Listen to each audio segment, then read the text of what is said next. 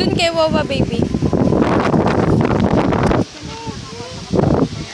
Sinend ko para may nagagawa. Sinend ko para at least. Kanino pa rin mga apo mo? Mga ano mo? Pamangkin ko yan. Anak niya.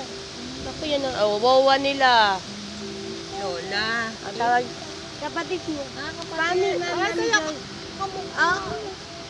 Sila lagi magkasama kaya pag dadalaw ako dito, ginagawa ko ngayon nga pag wala talaga trabaho tayo.